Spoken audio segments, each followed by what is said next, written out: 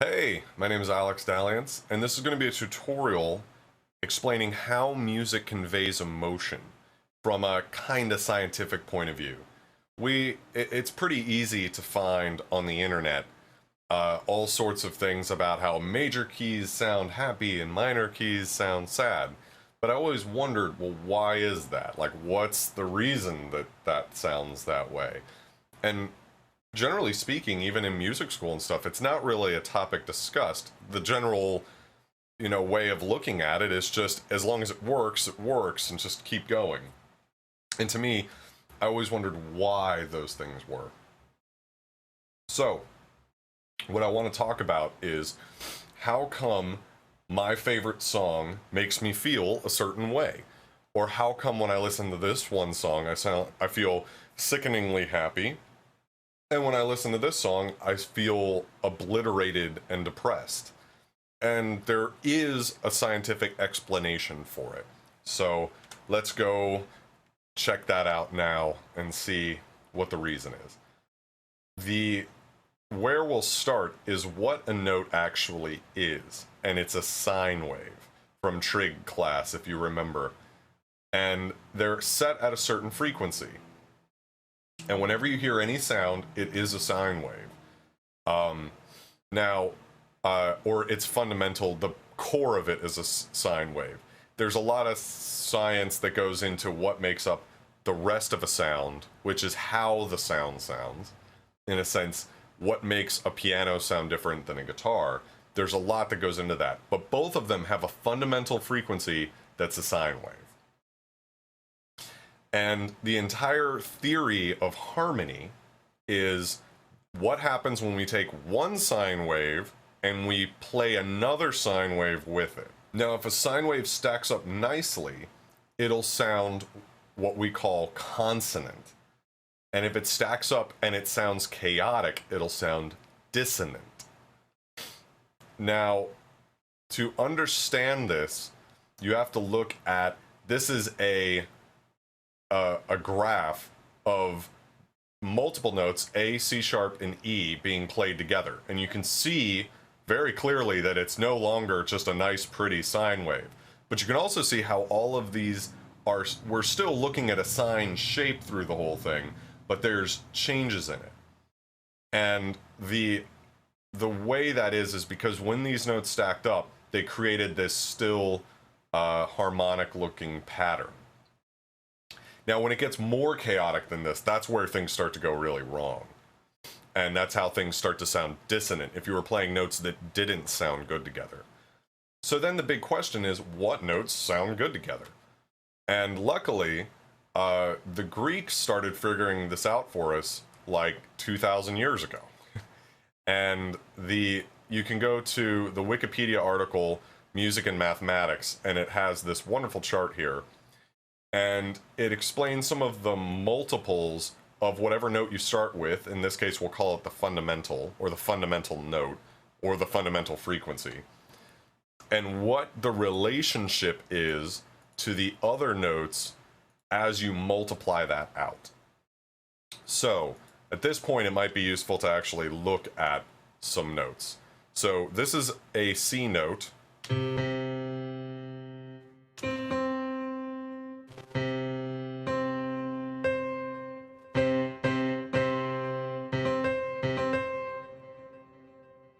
Notice on my MIDI keyboard, I'm using Reaper, by the way, but you could do this with any sort of software that allows you to be able to look at what notes you're playing. You see this says C3, C4, C5. Well, you might think to yourself, well, isn't there only one C note? Well, no. C is a given pitch that we basically picked out of thin air. There was, no real starting point for this. This is a C note. Now, if we were to play if you think of this as a sine wave, and we were to play a sine wave that oscillates exactly twice as high, twice as fast as the initial note, it would be this note. And if we played them together, hear that they're the same note, just one is an octave higher. And an octave is just one space of from if you pick any note and then you jump to exactly double that, that's considered an octave. So we could also do this is an octave.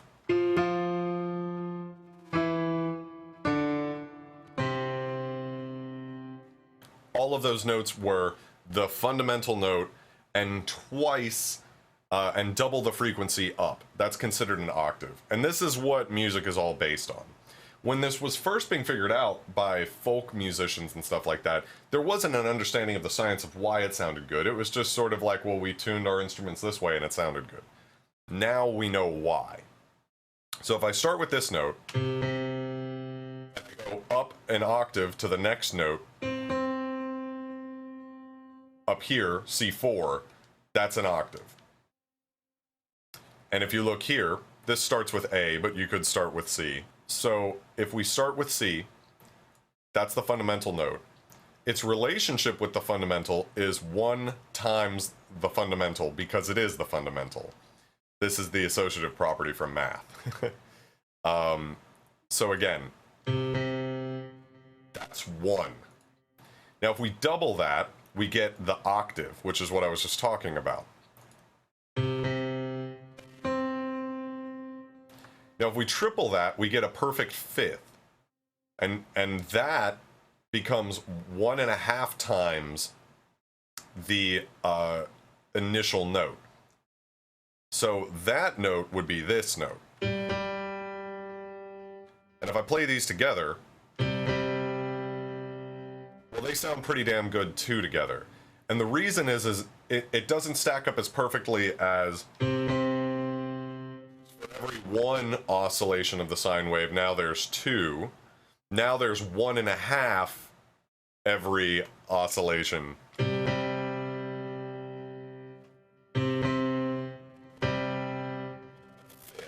Because in the major scale, which we'll get to later, it's the 5th note. But the easy cheat way to tell what the interval is if you're starting with C is count white notes. Because the white notes are based on this very principle. So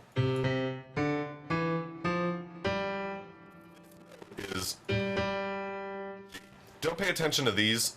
It's unfortunately confusing. These are the notes on my keyboard, so I can just play along. But this is a G note. So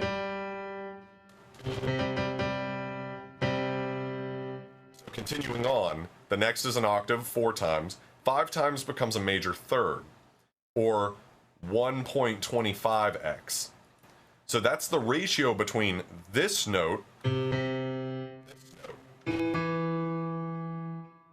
So if you hear these notes together, that is a third because it's the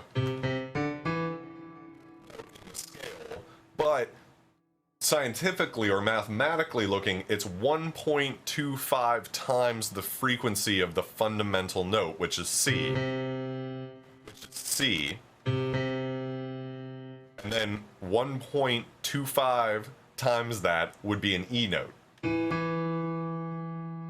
if I play that, so it's 1 plus it's 1 times the fundamental is the first note, 1.25 times the fundamental is the second note, and 1.5 times the fundamental of the note, you get this chord. That's called a major chord. And it's probably the most used chord, especially in Western art music, but even today I think it probably is the most used chord there is.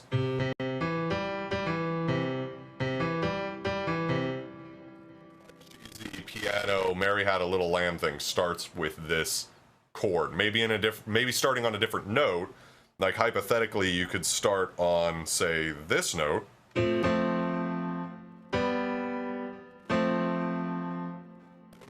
Major chords, but they start on a different note. But for this, let's just starting with C, we're going to play 1, 3, 5. Third key, 5th key. So what if we keep going? You get the perfect 5th again, then you get the harmonic 7th. So what this ends up being is 1.75 the original note, or what we call the minor 7th. And if I play that, that should also be pretty recognizable.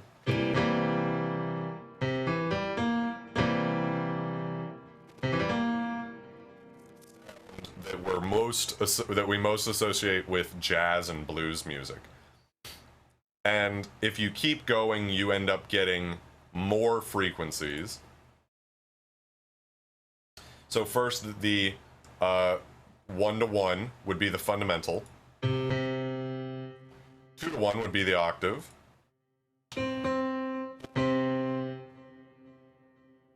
3-to-2 would be the perfect fifth. 4-to-3 would be the perfect fourth. So that's the next one that would come in the series. Quite as harmonic as the perfect fifth. That's pretty good. And what's interesting to note is if you were to play instead of C, F,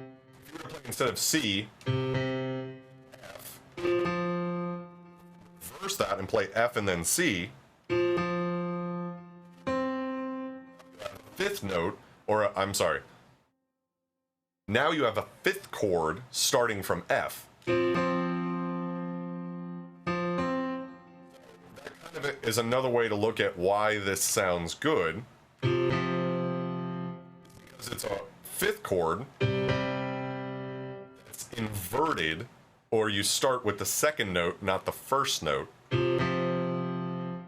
Like still being a fifth chord, except kind of backwards, but it still sounds really good.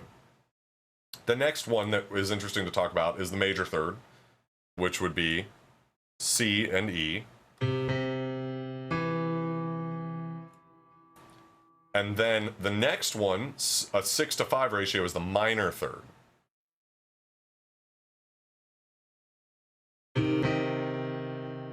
Sad chord that everybody talks about, the minor chord. Minor chord, or the minor third, with the fifth added. Now we have a minor chord. And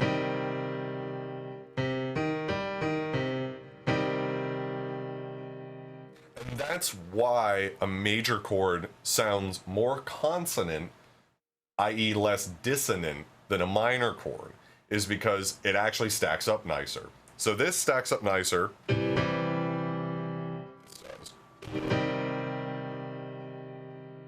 You can almost kind of hear a little bit more of a flutter as the sine waves cancel each other out on this note, on this chord. So, how do we take that and apply that to the grand scheme of things and look at what that means when it comes to actually writing music or making music?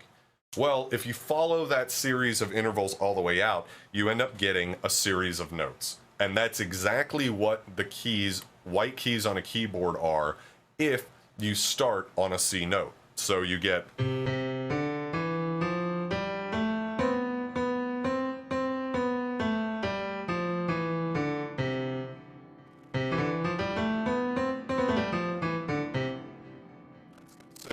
a major scale. So if we were to not play those notes, but just play all of the notes between C3, which means the third octave, and C4, which would be the fourth octave of C, we would get this.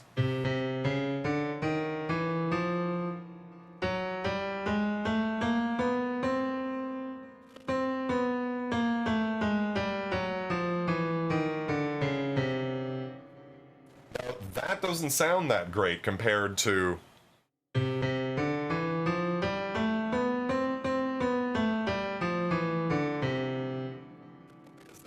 because when you go to every single note in a row, that sounds more dissonant, the relationship between those notes. Now, that's actually a scale. It's called the chromatic scale. And chromatic from chroma, which means colors, or all of the colors in this case, or all of the notes in this case. And that's why it's called a chromatic scale, is because it has all of the notes between an octave. Now, if you only selectively pick out the notes that sound consonant to the ear, i.e. stack up really nicely, you get a major scale. Now, if I was to start on, say, a different note, here, let's go.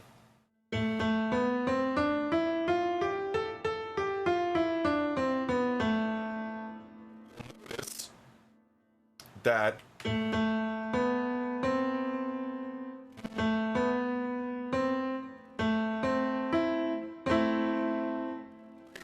here.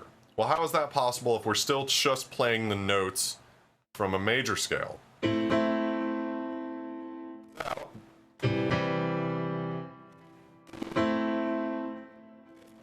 A major scale houses different sets of intervals between the notes. So that's where these black keys come in. These black keys are the notes we're skipping. Now, if there was a black key between every white key, you would have a whole tone scale, which is like kind of stereotypically the dream sequence scale.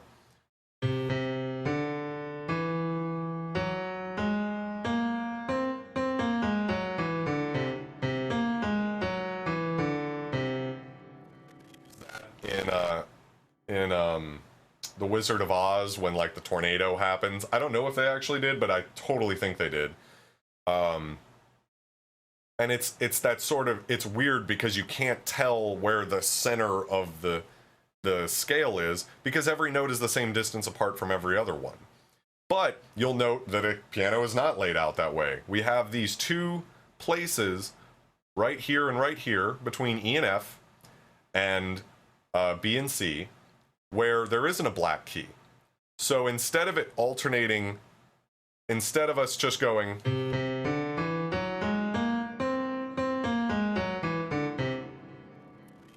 note, we have a place where we go only up one note, not two, between each note. Versus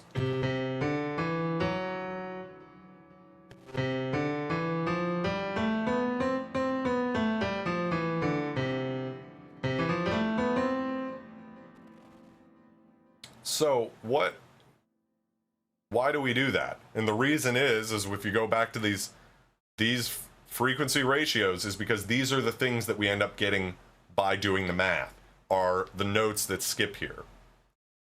And we kind of then arranged it in a way that makes the most sense.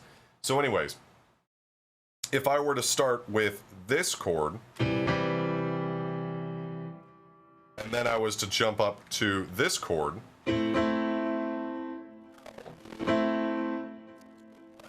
right? Sad. I hate to use that word because it's the most generic word possible, but sad compared to the happy. This sounds happy. More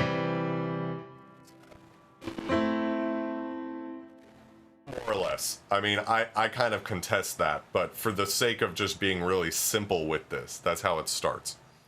So you might think to yourself, well, why does that one sound sad, and why does that the first one sound happy? And the reason is because this major third 5/4 is a simpler amount of dissonance than a 6/5.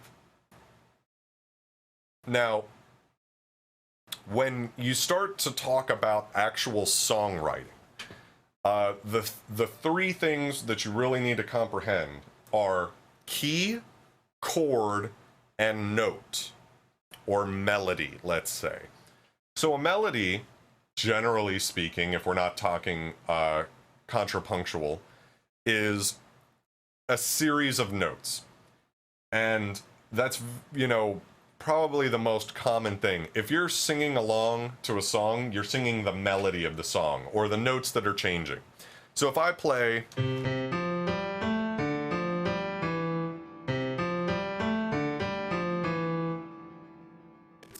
silly, but it's a melody. It's some sort of moving sequence of notes. A chord is any sequence of notes being played together. And so let's go to the 5th chord, or the 1/5 chord. Power chord. And because it stacks up so nicely, the reason we call it a power chord is because it does stack really nice.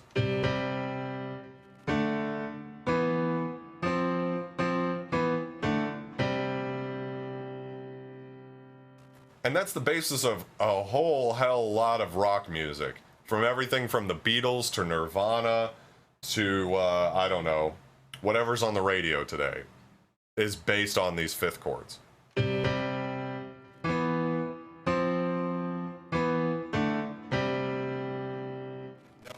that third back in, we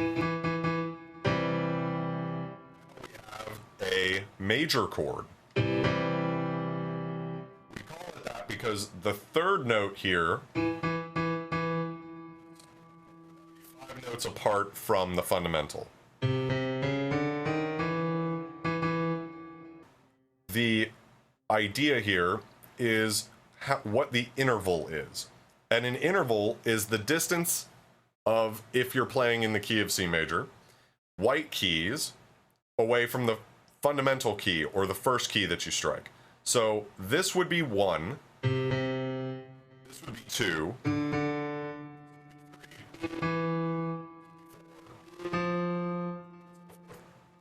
So we call a power chord or a 1/5 chord power chord, or a 5th chord.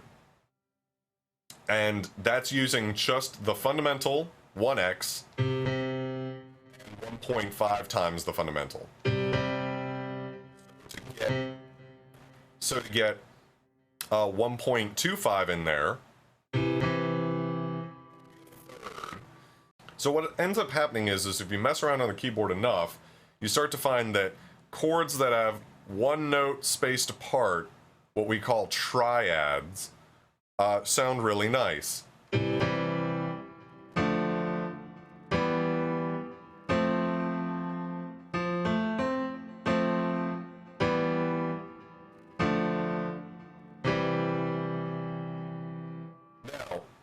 if you look here, if we start on C and we play only the white keys and we go 1, 2, 3, that the E note here is 5 notes away from C. If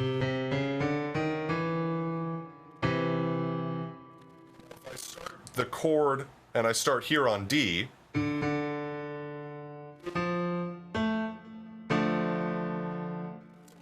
notes away because there isn't a black key here.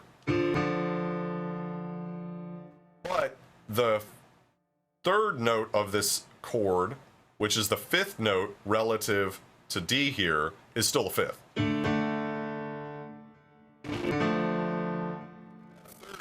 Now instead of 5 notes away, we have 4 notes away. Or, if we look over here, instead of a 5-4 ratio, we now have a 6-5 ratio on that note. Here is a major chord.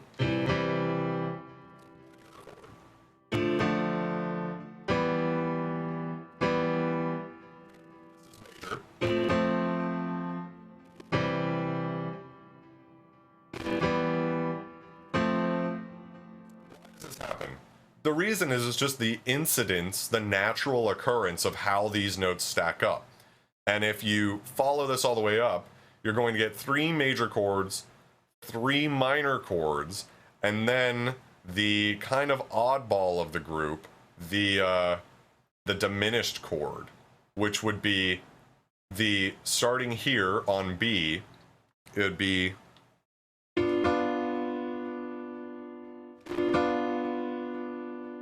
makes it what we call diminished. Well, but instead of the minor third, the next note being a major third away, or from the minor third, or a perfect 5th away, which would sound like, what would that sound like? That would sound like this. But because it's not a black key, so we can't play that for the sake of this example, as long as we're staying in the key of C major. When we play this note, it's a minor third, and it's also, the 5th note is 1 note down. The most dissonant triad, which is made of a 1-3-5 interval in the major scale. Because not only does it have the minor third, but it also has a flattened, or what we call diminished, 5th. So, alright, so those are chords. Now there's all sorts of different like variations on chords. You could play just the, skip playing the 3rd entirely and just play the 5th.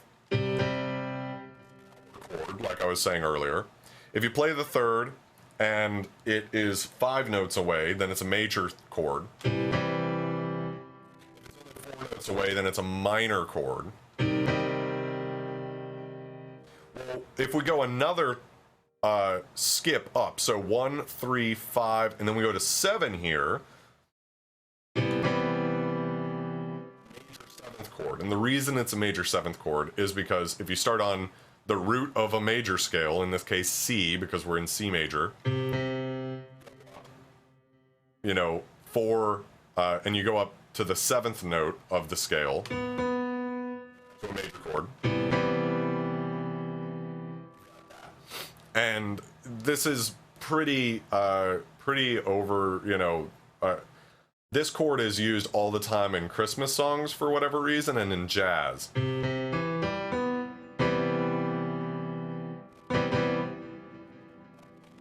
Now, if you were playing a chord higher up in the scale, let's say we started on this note,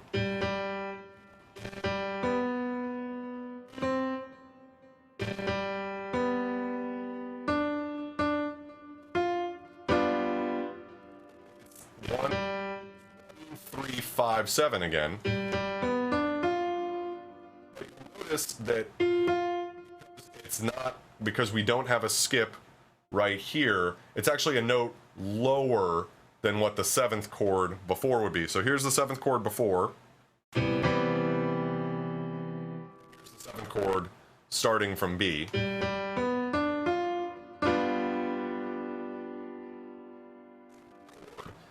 That has the 7th note is 1 note flat or 1 note down from if we were playing like the C major chord. And so, note this is all in the key of C major. I'm only playing white notes. It just depends on what note I start on. 7th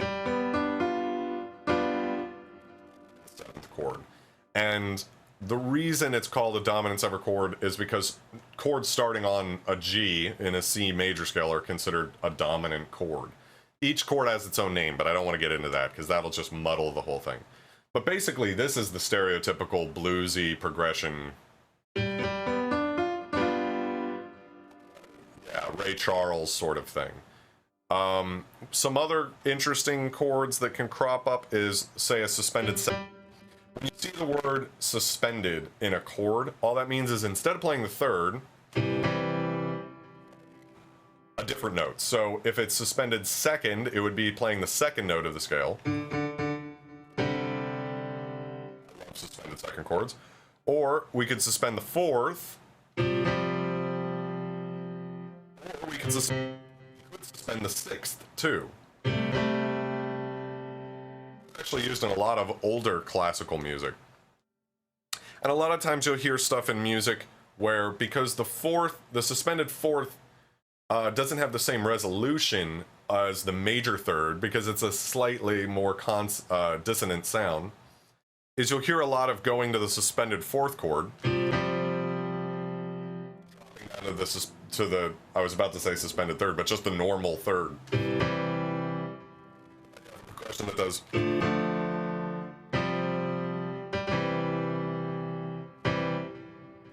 That last chord, it has that really nice sense of coming home. There's all sorts of other chords. Every sort of combination you can think of adding these white keys together is a chord one way or the other. And how you structure those chords in your song determines the feel of the song. So I want to get into that in a minute, but I want to just hit the last topic of being in a key. And the whole idea of being in a key, and I think this might be the most counterintuitive concept to someone who's just learning music theory, is when you're in key, what you're really saying is you're in scale. Or the whole song, every note in that song exists within one scale. It's a bit of a weird thing because singers will use the phrase out of key to describe someone who's singing badly. What they really mean is out of tune, because they're not hitting notes that are, they're not deliberately hitting notes that are outside of the scale. It's they're not good enough to be able to really hold the pitch of their voice on the right note. So you should really say you're out of tune, not out of key. Because out of key sort of implies that you're deliberately going out of key. And I would say in 85% of the music that we listen to nowadays exists in one key or one key center. And what that is to say is whatever scale that the first chord of that song is built on, it's going to be the entire song is built on that scale. So to give you an example of what I mean, I'm just going to play up the keyboard from one, just playing triads, which means 1, 3, 5, intervals of 1, 3, 5 from one octave to the next. So it should look like this.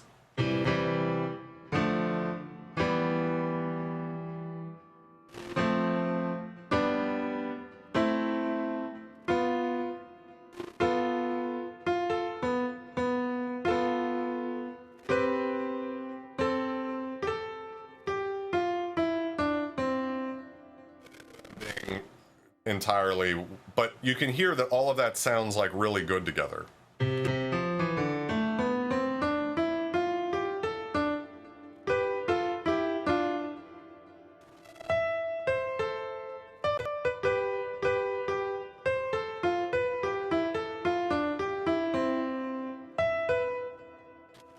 to give you an example, I'm going to play only notes that exist in the key of C major, starting with this note.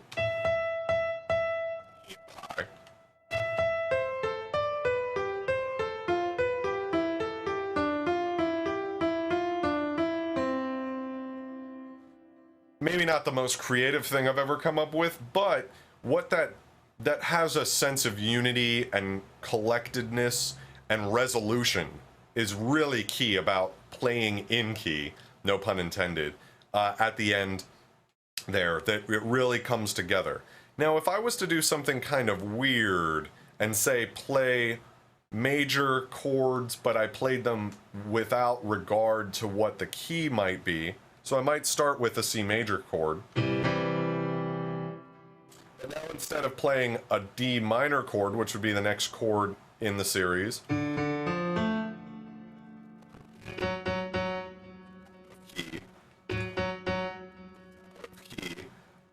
but I played another major.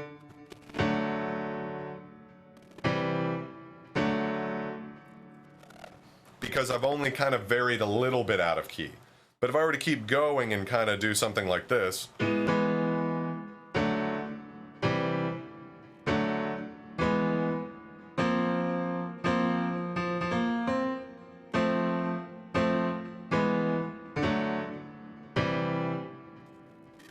that, isn't there? It doesn't sound that bad, and there is a lot of music that does go out of key, but it doesn't have the same sort of, for lack of a better phrase, cuddly ending. It doesn't make me feel as nice. And the same thing could be said if I was starting in a minor scale. Flow to that. And the reason is if we go back over here, it's comprised of these ratios. And when you leave that framework, it starts to really challenge your ear. And that's a beautiful thing when done correctly. It's the worst thing in the world when it's done badly. And I think we all know somebody from when we were growing up who was learning how to play an instrument but didn't really know how to, they might know some chords, but they don't really know how to structure anything. And they play some really odd sounding stuff. And the reason is because they're not playing in key, they're just playing chords kind of all over the place. There's a lot of music that does play out of key, particularly jazz music, that really bends the limits on it. But the jazz theory goes that you always kind of have to return to the key at the end, otherwise you get left feeling kind of alienated. So to get finally back around to the topic of, well, what makes a chord or a scale or music or notes sound good to each other? Well, to figure that one out, you really have to think about the relationship between all of the notes in a key. So while we're talking about keys, let's talk about what chords are in a key. So if you start on a C major if you start in the key of C major, which means playing only notes in a C major scale, the first chord is a C major chord.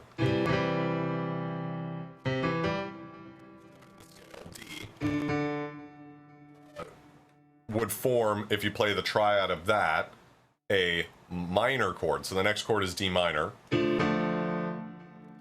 After that, starting on E. The next chord after that, starting on F, is major. The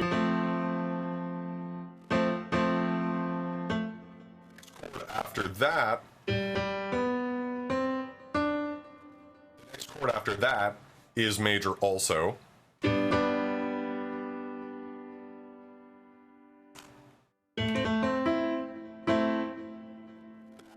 minor.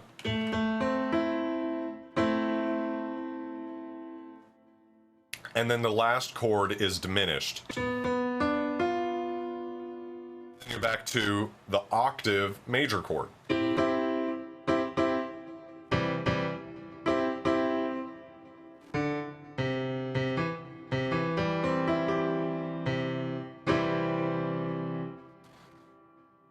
So, in a given song, there's really only those 7 chords. Now, you could start it on any note you like, and you could start with any of those chords that you like.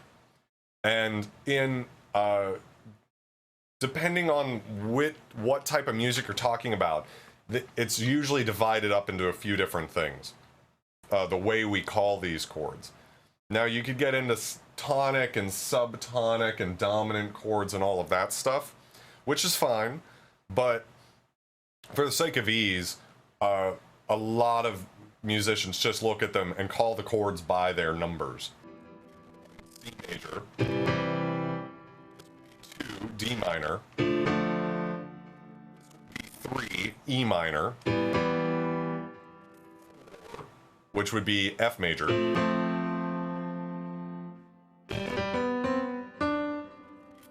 5, which would be G major, this would be 6, which would be A minor, 7, which is B diminished,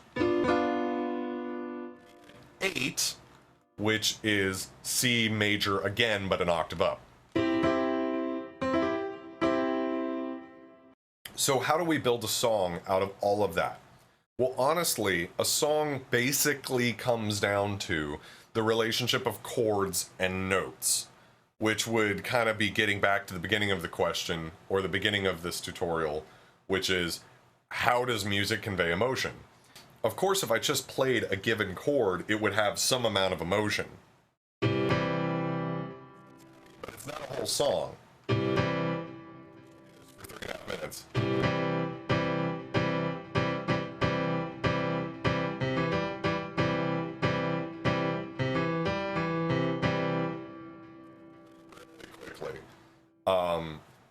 So how do I then create a song out of these chords that I now have?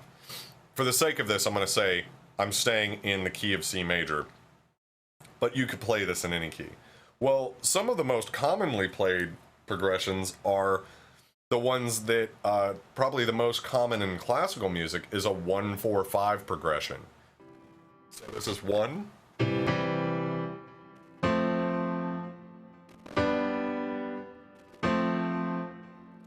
4-5-4. You could do any combination, and this is where the rules start to be to taste, whatever you want. But there are a couple of interesting things. Moving in fifths sounds really nice. So if you play something like this, and then you play the 5th chord, up a 5th again, then we're here. I'm not going to go all the way up, but if you look here, if we play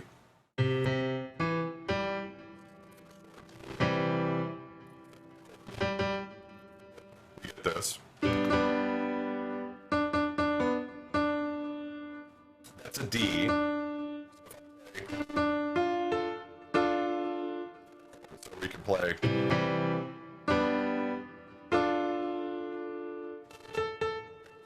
the fifth of this chord, I'm going to drop down an octave to make it easier on myself. So if I played a C major, G major, D minor, A minor, or one first chord, fifth chord, second chord, sixth chord, or a fifth, ascending a fifth every time I play a chord, it would be.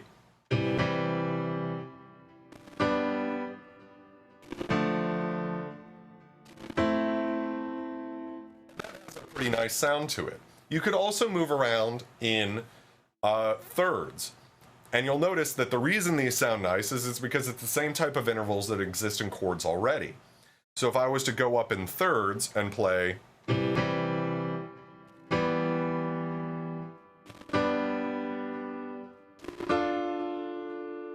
sounds really nice too. Or I could move in fourths. It would sound like this.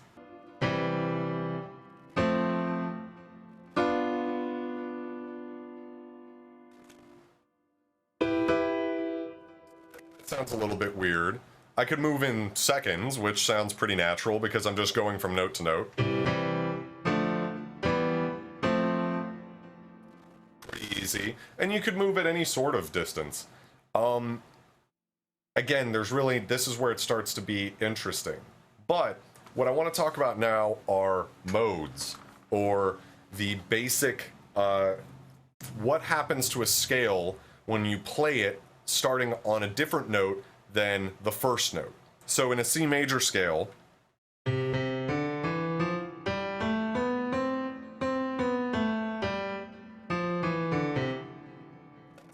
C. If I start on D and go,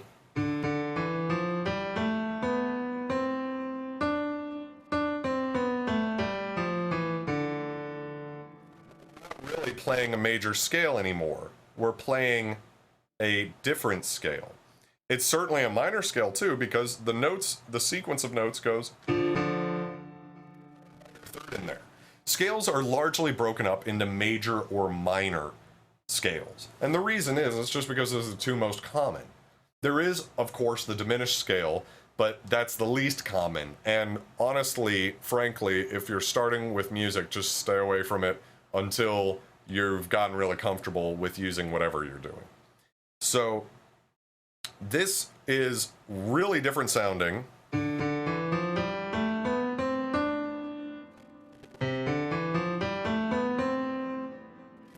It's the same notes, just in a different order. Well, the really interesting thing is that you could play a major scale, C major scale, from any of the 8 notes in the scale, from one C,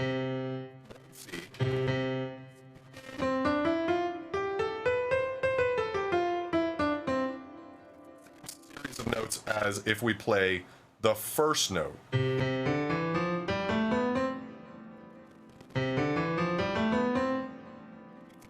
that's the perfect octave. It's pretty simple. But if we start at the second note,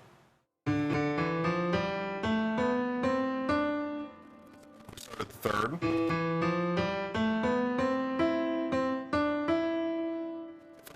Every time we create them. So what do we call these? Well, the Greeks came up with names for them. Or I guess it wasn't really the Greeks. I think it was people later on, but they named it actually after regions in Greece. So we have the Ionian scale, Dorian scale,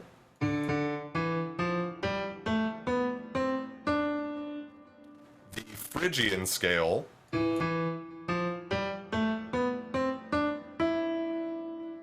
the Lydian scale, my personal favorite, the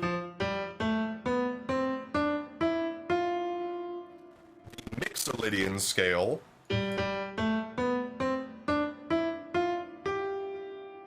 Aeolian scale. So what's interesting about the Aeolian scale is that it's also called the minor scale, or the natural minor scale, because it's the most natural sequence of notes that sound minor to our ear. And the vast majority of music, if it isn't in a major scale, it'll be in the natural minor scale or the Aeolian scale if you're looking at it from a mode point of view. And a mode is just a scale played from a different starting point than the first note. So this is the Aeolian scale one more time, or natural minor scale, same thing. Scale, or the Locrian mode.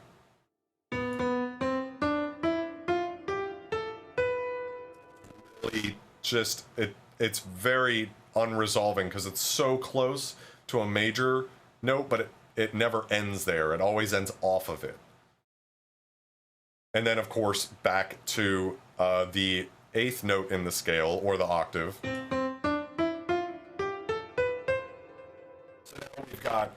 now we've got keys, we've got chords, we've got melodies, we've got modes. Well, how do you put it all together?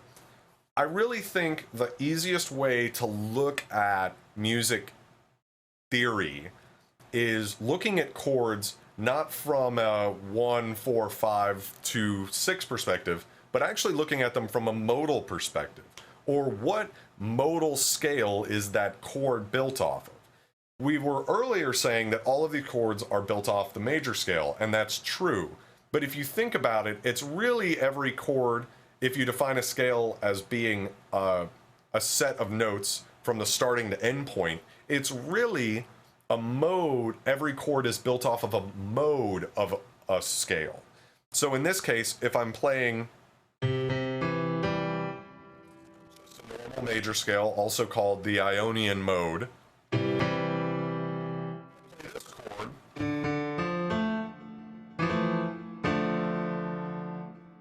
would be built off of the Dorian mode of the C major scale, or the second mode of the C major scale.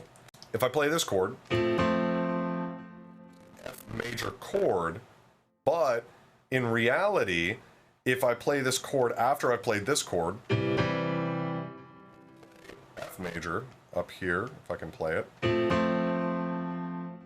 there's a relationship between the two, because your ear remembers that even though I'm playing these 3 notes, so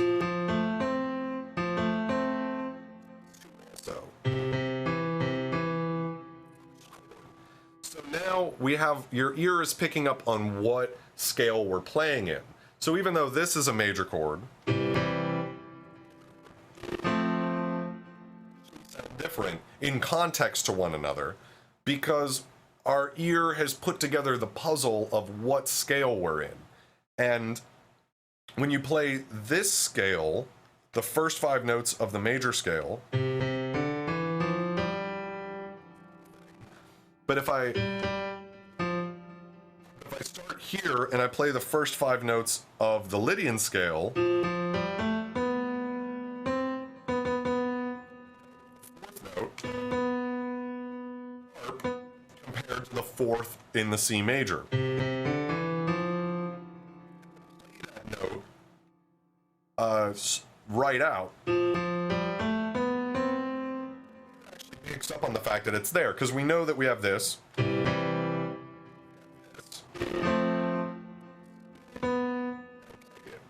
And in that way, all of the chords end up having their own flavor. The most common chord would be the major chord, built off of the Ionian scale or the major scale. The second most common chord would be the minor chord, the 6th note of the scale, or the Aeolian scale.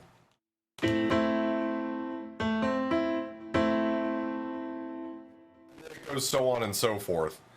To briefly kind of give a quick and dirty guide to what emotions, what chords cause, we could say that the first chord that you could build off of a C major scale, or the Ionian chord, probably sounds the happiest and has the most resolution to it. And if you play pretty much any chord, play the Ionian chord, it'll be like, okay, I just reached the final point. And quite a lot of music will end on this chord because it has a really good sense of resolution, because it's the first note of the scale. The next one, the Dorian mode, because although it is minor, it isn't quite the natural minor scale. And so the Dorian chord has ear sound to it.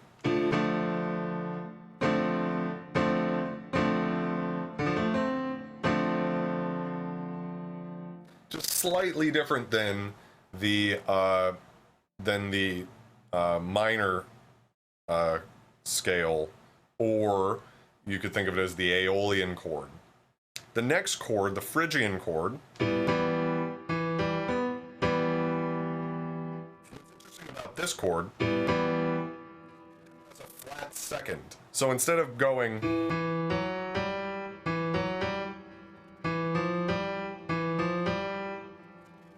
pretty good basis for a lot of really Middle Eastern music, some sort of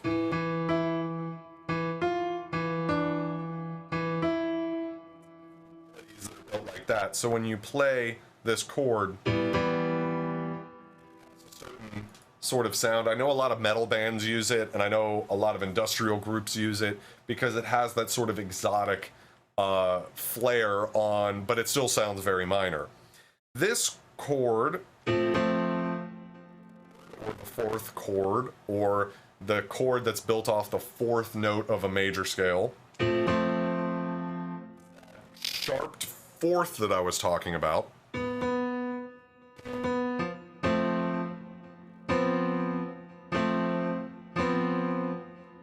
that extra little bit of dissonance in there makes it different than the fourth in the major chord.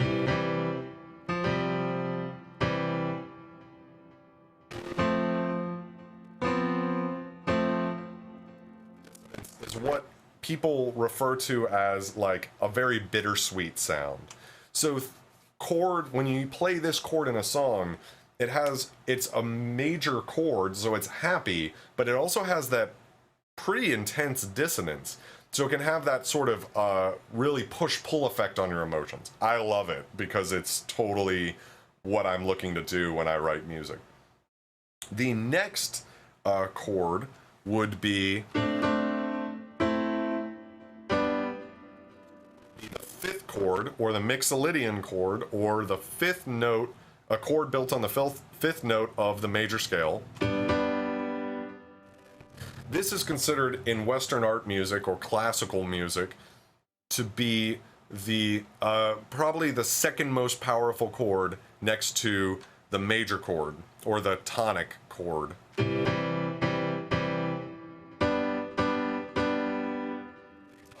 The big difference between this chord and the major chord, or the first chord, is that when you add a seventh to the major, the first chord, or the Ionian chord, you get a major seventh.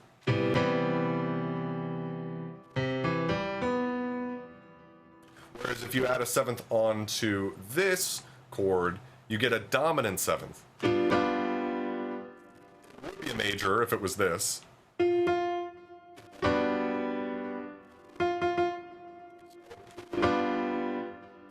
That's, like I said earlier, the very typical blues scale. Bluesy chords kind of tend to be those dominant seventh chords. It has a very powerful sound used in certain applications, and it can also have a very bluesy sound in other ones. The next, and if the Lydian wasn't my favorite scale, this would certainly be the minor scale, which would be this chord. If the music doesn't start with a major chord, it almost certainly starts with an Aeolian chord. It is the prototypical sad chord. At the seventh.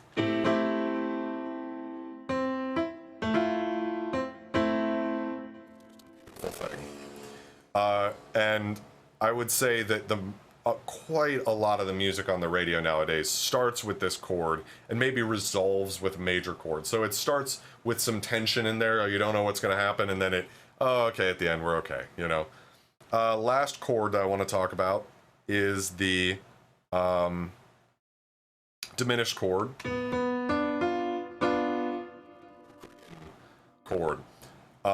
The reason that this chord is not used very often is it's just weird. It's like it should be this. And, you know, that's got to be useful for, the most useful thing that it's used for is actually building tension.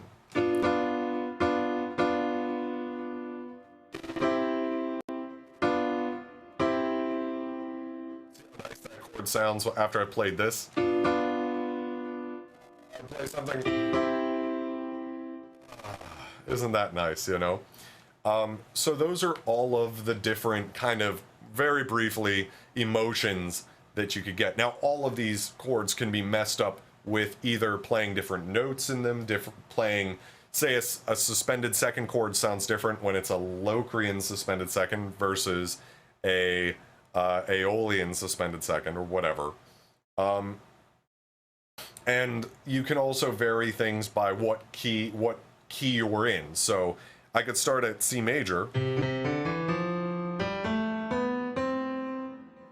could start at C sharp major, which I think would be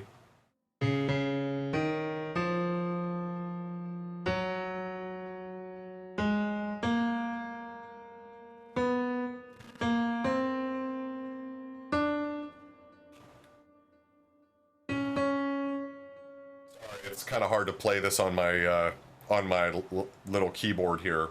I'm not using a MIDI controller. I'm just using literally like your typical desktop keyboard. But so you can start on any of these notes. I was using C major just because it's the easiest to use, especially if you're looking at a piano. It's all the white notes. So then, what the hell? How do we work chords and melody together? Well, you know, that's kind of like the $1 million question. That is, how you do that is how come people get paid millions of dollars to write songs. The fact of the matter is there isn't really any hard and fast rule. I would say a really good starting place if you have no idea how to start a melody is start on the third of whatever chord you're playing. So if I start with a Ionian chord, first chord, or major chord,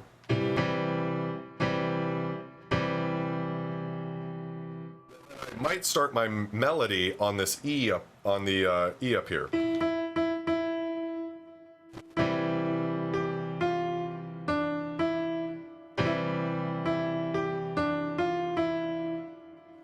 just moving either in thirds or seconds up there.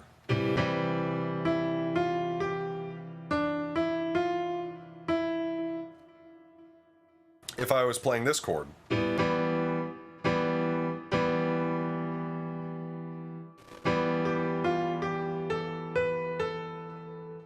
again, so, and each one of those scales that the chords are based on, so a Dorian scale or a minor scale, those have the same sorts of flavors that the chords do.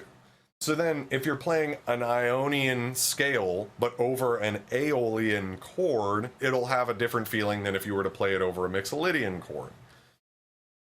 And again, so the easiest way to think about writing melodies is what intervals are you moving in? So you could move in intervals of 2. I should say. From 1 to 2 each time, so now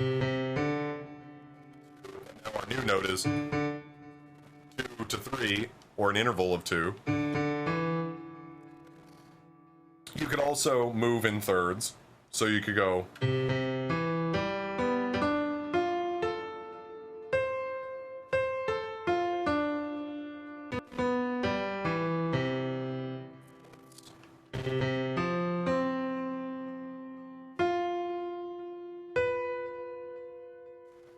kind of weird sounding. You can move in fifths. sixths,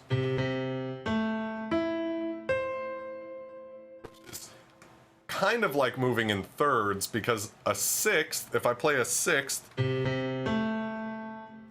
so again,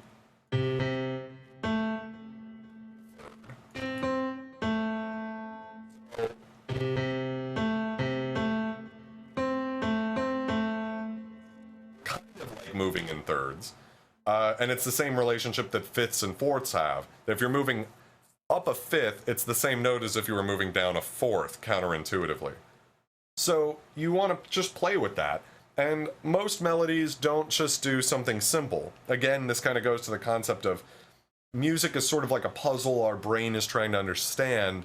So if you go really along the expected path, it's really boring. So if you can't really do a melody like, but if you kind of do,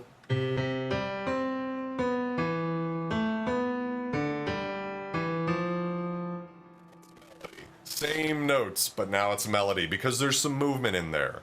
And you'll notice too, I'm not just playing just the notes all at the same rate. A few of them.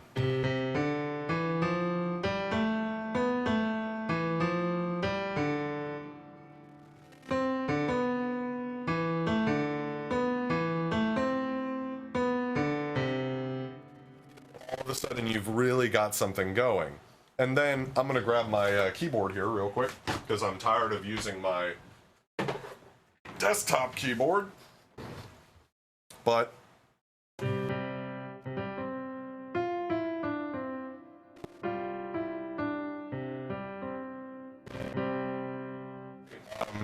if I'm playing something like this,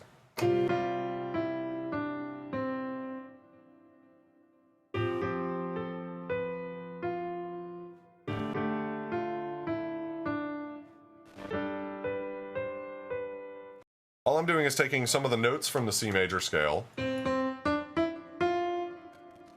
making chords with it,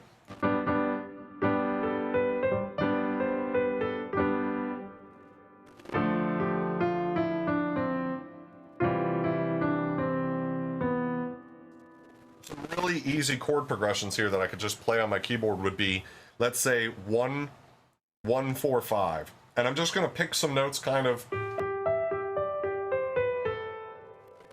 I'm just playing white keys. So here's 1. Here's 4.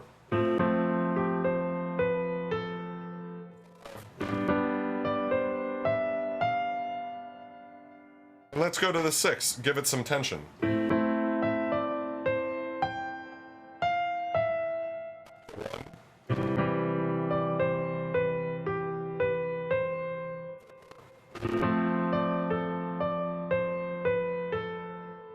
We're going to play 5.